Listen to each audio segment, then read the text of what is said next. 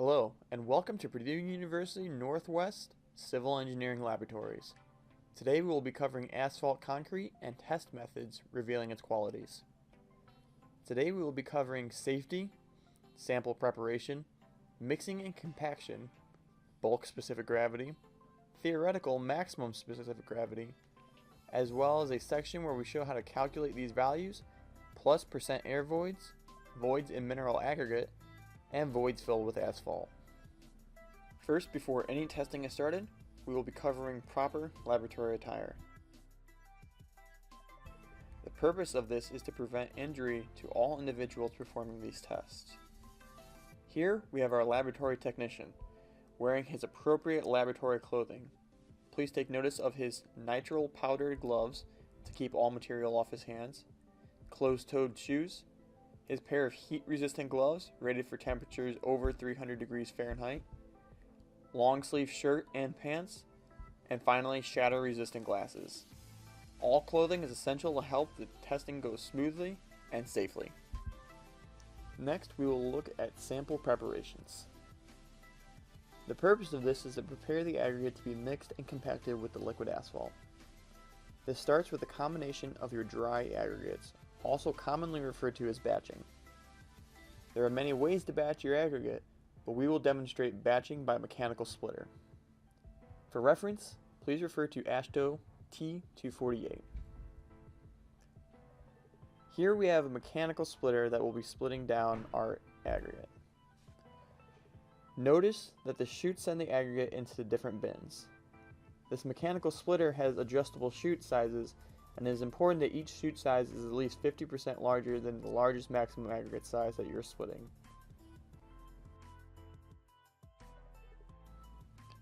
The process starts by evenly pouring your aggregate into the top bin. Spread out the aggregate if needed with your hands. If there are any conglomerates in the aggregate, it is necessary to break those up if possible.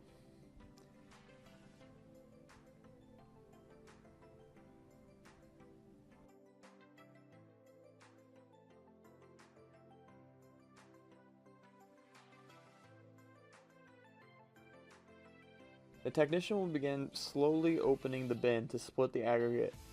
The aggregate should be dry, so a dust collector may be needed if dust becomes an issue. The aggregate will now be in the two collection bins. If still too large of a sample, take one bin and load back into the top bin.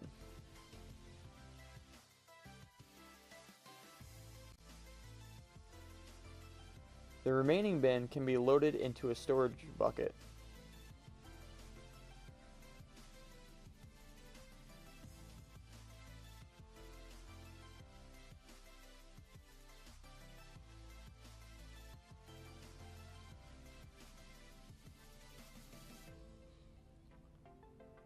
The process can now be repeated to obtain a smaller size. A brush may be needed to collect all the remaining fines clinging to the mechanical splitter.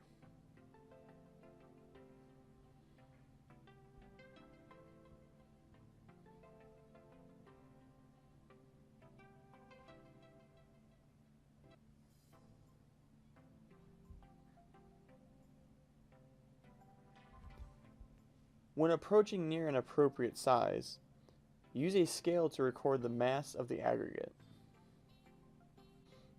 Repeat this process to obtain the desired aggregate mass, and repeat this process again for all aggregate for the asphalt mix.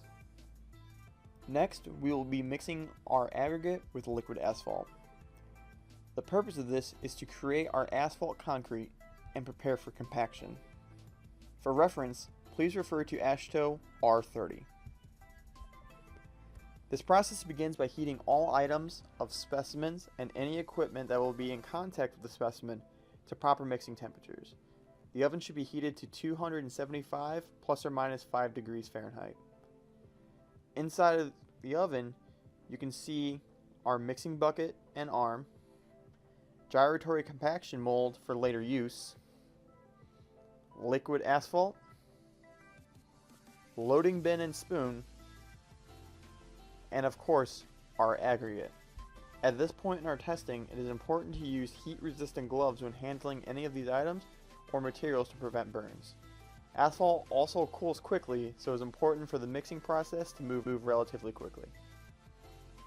We begin by weighing up the appropriate mass of liquid asphalt. There are various ways to weigh your liquid asphalt. We will be using a plastic container. If you have a scale with a large enough threshold, a commonly accepted way is to simply place the mix bucket aggregate on the scale and pour the liquid asphalt into the bucket.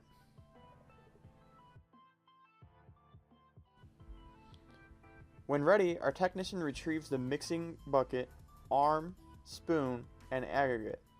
As always, it is important to ensure all fines make it into the mix.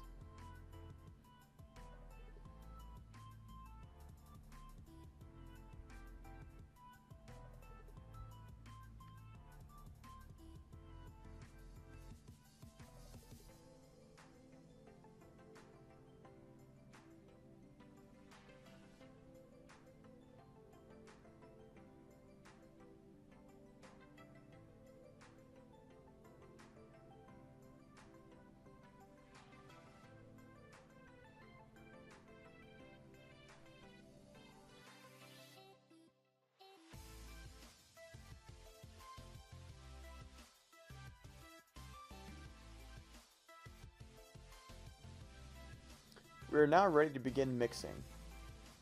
Our technician will load the mixing bucket into the mixer and locks the mixing arm into place.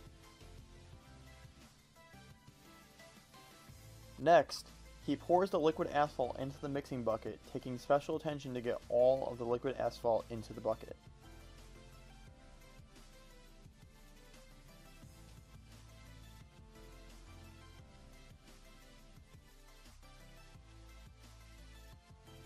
Ready to mix, he moves the mixing arm into the bucket and starts the mixer. It is important to maintain control of the mixing arm during the mixing.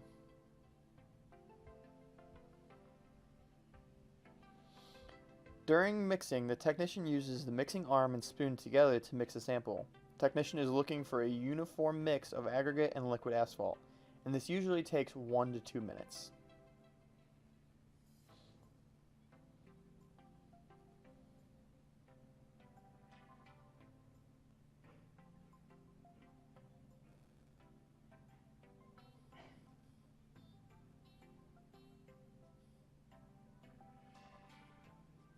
Once complete, the mixer is turned off and the arm is removed.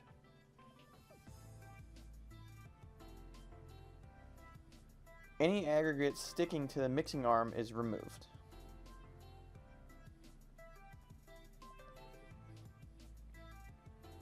The mixing bucket is then removed and returned to the oven where the asphalt concrete is allowed to cure.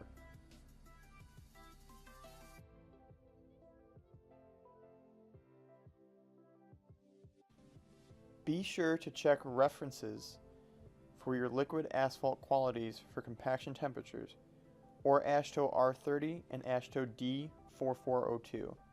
But for our uses, we'll be using 300 degrees Fahrenheit or 149 degrees Celsius. The asphalt concrete will need to cure for 2 hours plus or minus 5 minutes before it is ready for compaction. We will now begin compaction by SuperPave gyratory compactor. The purpose of this section is to compact the asphalt concrete into a pill or puck for analysis and testing purposes seen later. For reference, please see AASHTO T312. Again, all material in this portion of instruction will be heated up to 300 degrees Fahrenheit, so the heat-resistant gloves will be necessary, and the process will need to move fairly quick. Once the specimen is cured for 2 hours, we are ready to compact. A proper specimen typically requires between 4,600 and 4,800 grams, but different mixes will vary. This process begins by removing the gyratory mold, the loading bin with the proper amount of asphalt concrete in it, and the spoon. First, we place a compaction filter in the bottom of the gyratory mold. The technician will then evenly pour the asphalt concrete into the mold.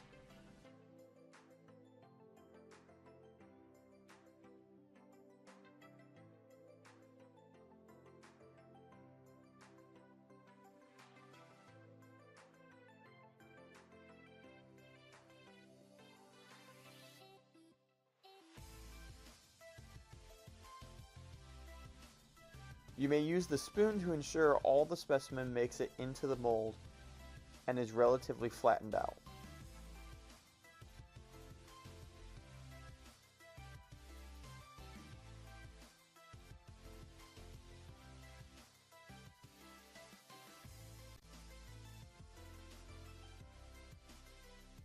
The technician will then place a second compaction paper on top of the specimen and move the mold to the superpave gyratory compactor.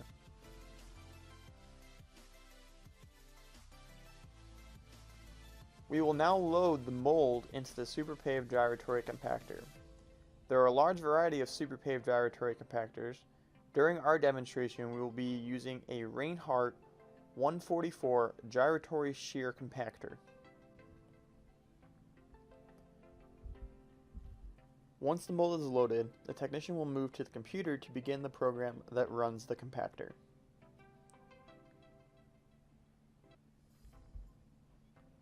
The program lists on-screen instructions in order to start.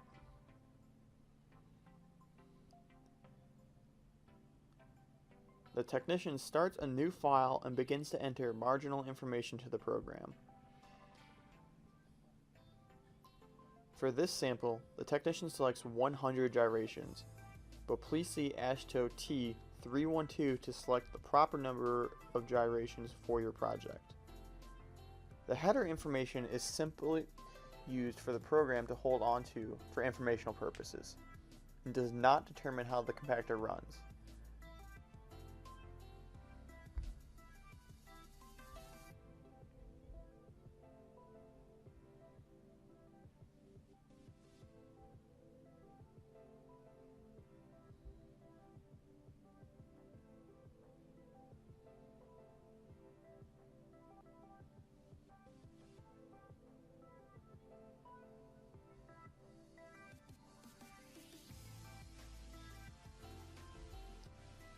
The technician selects a save location and is ready to start running the compactor.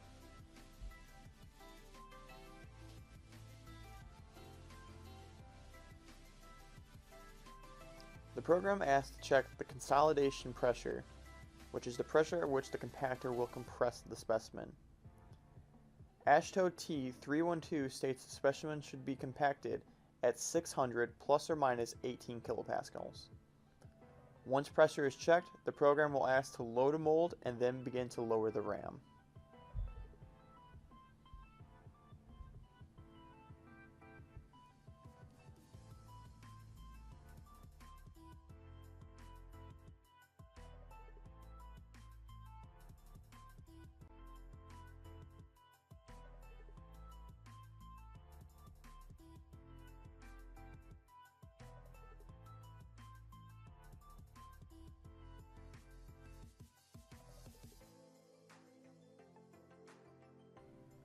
For this gyratory compactor, you will need to manually set the angle of gyration. The internal angle of gyration should be 1.16 degrees. Some models only allow you to set the external angle, but will have conversion charts included in the instruction manual.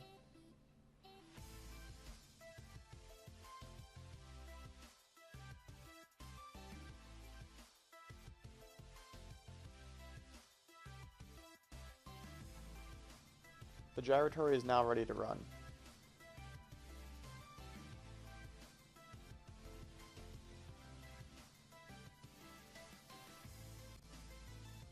The arms will rotate around the mold, rocking the mold from side to side, while the ram compresses the specimen. This kneading motion simulates compaction in the field.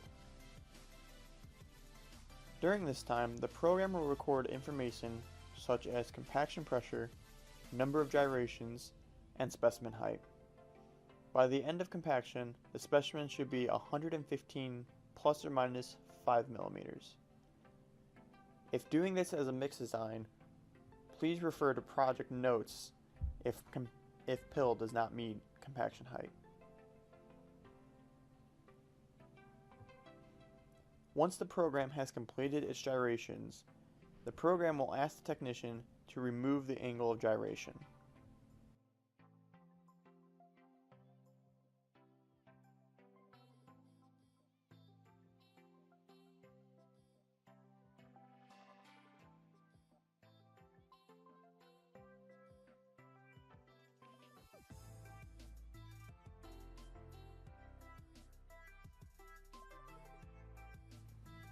After confirming, the ram will now extend back up and the mold is ready to be removed.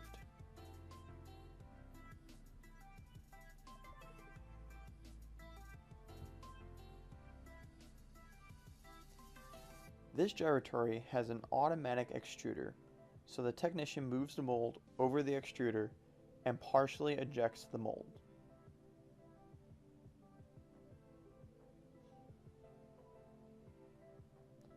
The pill is only partially ejected because it is still hot and has not cooled enough and may fall apart. After some time has passed, roughly 20 to 30 minutes, the pill may be cool enough to fully eject. Once the compacted asphalt concrete has cooled to room temperature, we can now determine the bulk specific gravity. The objective is to determine the bulk specific gravity of the compacted asphalt specimen to help later calculate other characteristics of the asphalt. For reference, please refer to AASHTO T166. Here we have our laboratory specific gravity water bath. This setup has a scale, a hanging basket suspended in water attached to the scale, a water heater to maintain the proper water temperature, which should be 77 degrees Fahrenheit or 25 degrees Celsius for all specific gravity tests, a water pump to mix the water for uniform temperature, and an overflow spout draining into a bucket to allow the water to maintain a constant level. The water maintaining a constant level is important when measuring for specific gravity. We begin by finding the dry mass of the compacted specimen. The specimen should be at room temperature at this point. Next, the compacted asphalt is submerged in the water bath onto the hanging basket. The pill is rolled while submerged to get rid of air bubbles on the surface of the pill. Once the pill is submerged, it can only stay submerged for 3 to 5 minutes.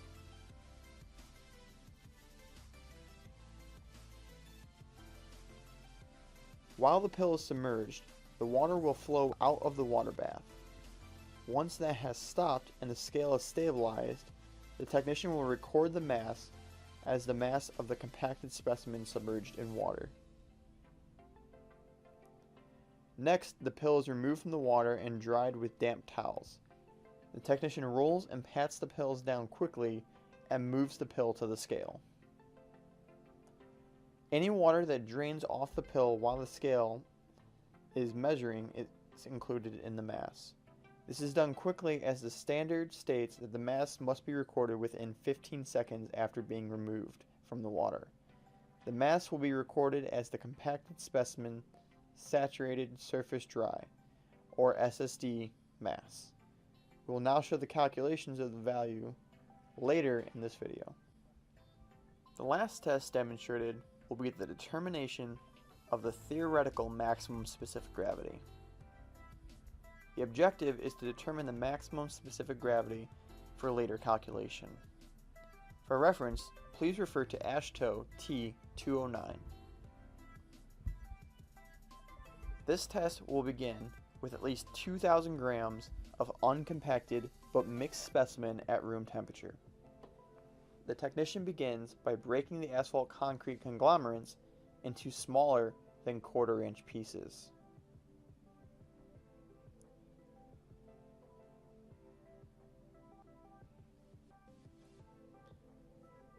The asphalt concrete may contain aggregate larger than quarter-inch, but this is only meant to break up the conglomerates or multiple pieces sticking together. Do not break up the larger than quarter-inch pieces of aggregate. It may be helpful to slightly heat the asphalt concrete to 80 or 90 degrees Fahrenheit to help break up the aggregate.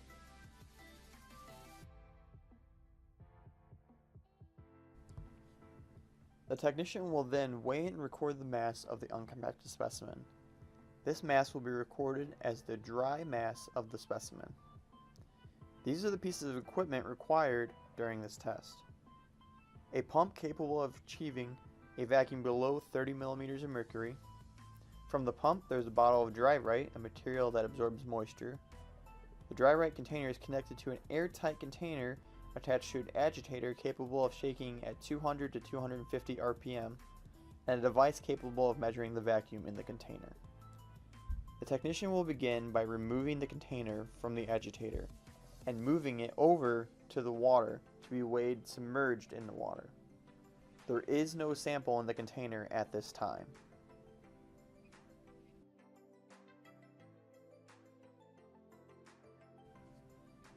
As before, when the container is placed in the water, water will begin flowing out of the water bath. Once the water stops flowing and the scale settles, the mass is recorded as the mass of the container in water.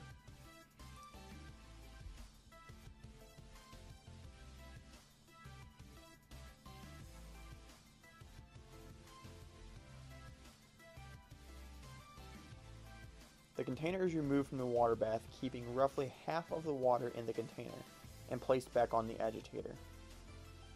The uncompacted sample is poured into the container. It is important that the water submerges the material entirely.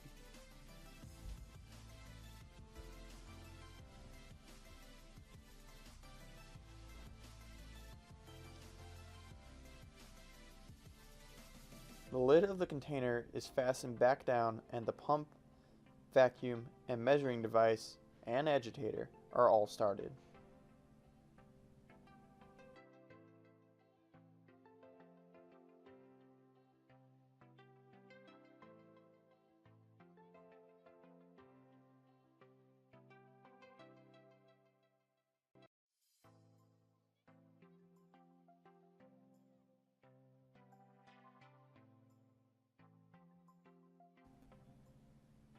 Ensure that a vacuum of at least 30 millimeters of mercury is achieved and maintained.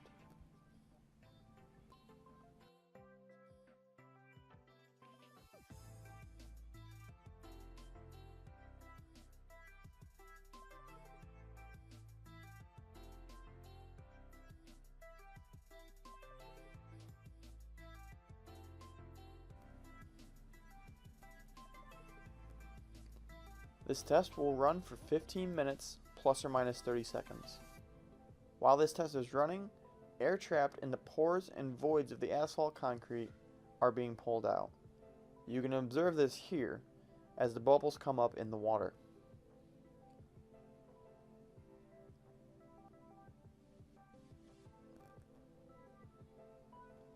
After the time has been achieved, the pump and agitator can be turned off, and the vacuum released.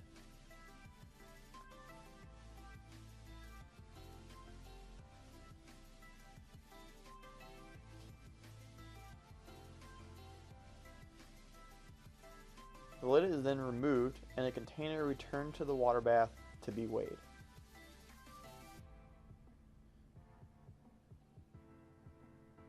Ensure the submerged sample stays submerged the entire time. The mass will be recorded as mass of the container with sample.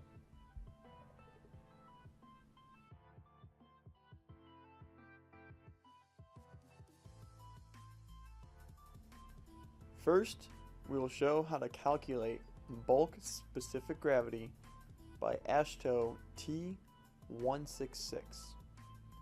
Looking below, we can see that bulk specific gravity is calculated by A over B minus C.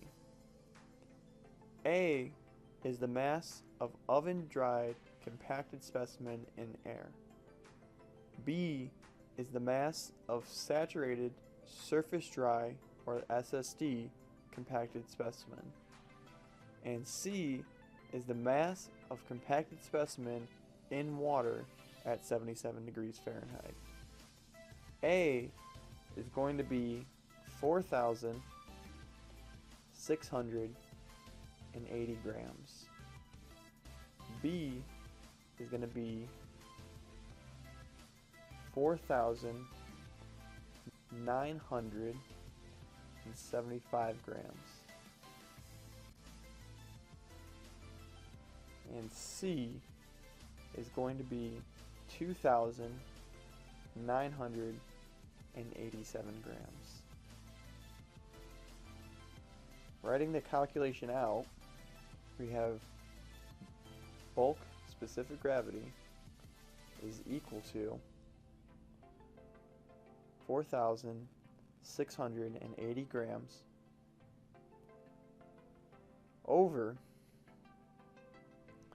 4,975 grams minus 2,987 grams.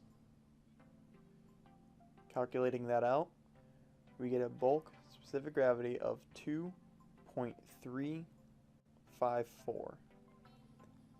Specific gravity is always calculated to the third decimal point. Next, we'll be calculating the theoretical maximum specific gravity by AASHTO T209.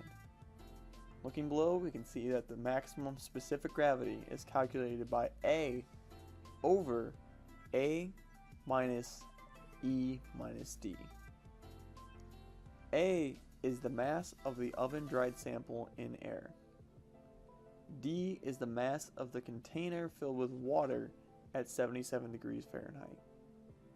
E is the mass of the container filled with sample and water at 77 degrees Fahrenheit. Again, we're going over an example set of numbers. So A will be 2,175 grams. D will be 1,010 grams. And E will be 2,307 grams. Writing the calculation out, we have max specific gravity is equal to 2,175 grams over 2,175 grams minus 2,307 grams minus 1,010 grams.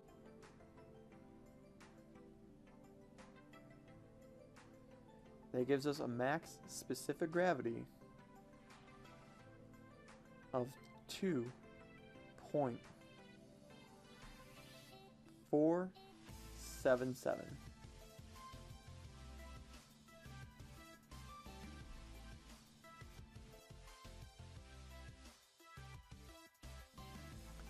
Next, we'll be calculating percent air voids in compacted specimen.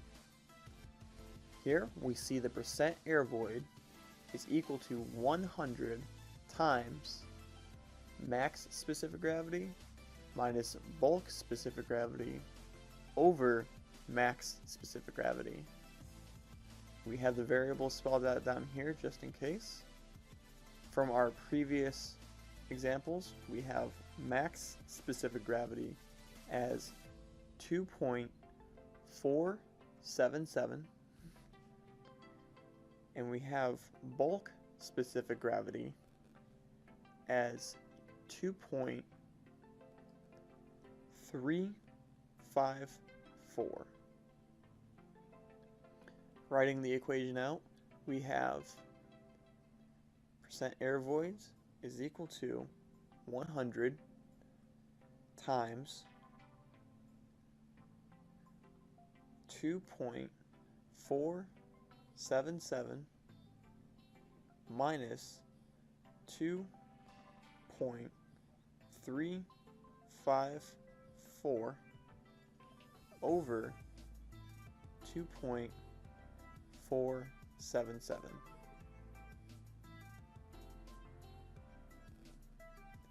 calculating out, we get a percent air voids of 5%.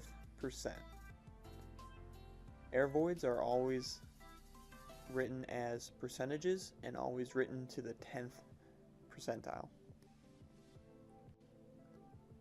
And finally, we'll show how to calculate voids in mineral aggregate, VMA, and voids filled with asphalt, VFA.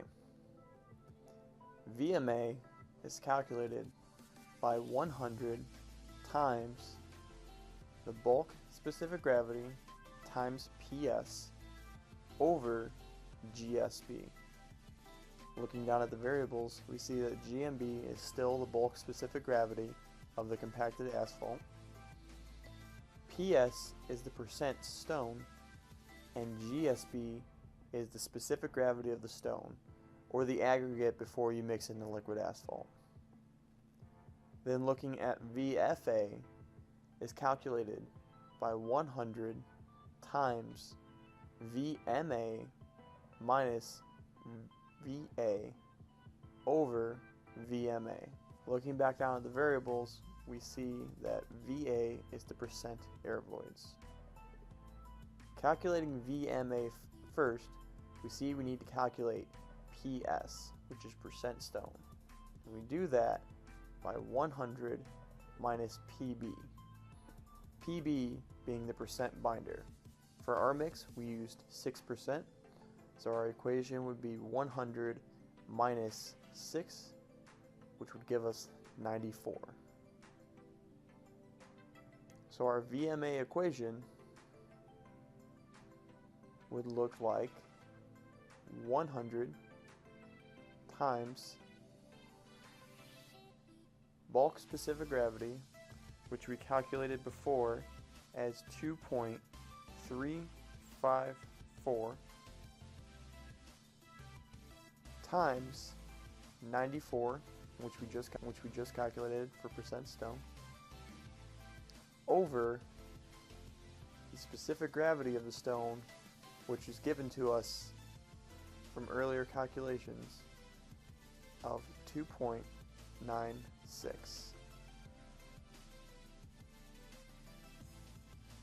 That gives us a VMA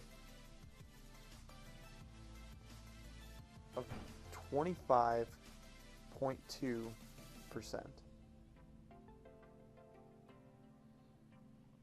Now we can calculate our VFA. The equation will look like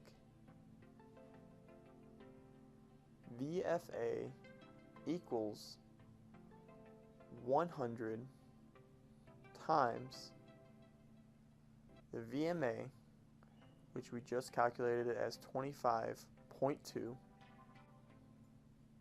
minus VA, which was calculated earlier as 5%, over 25.2.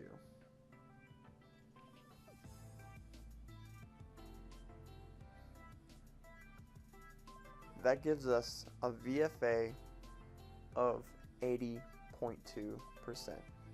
And VMA and VFA are both recorded as percentages and recorded to the 10th percentile.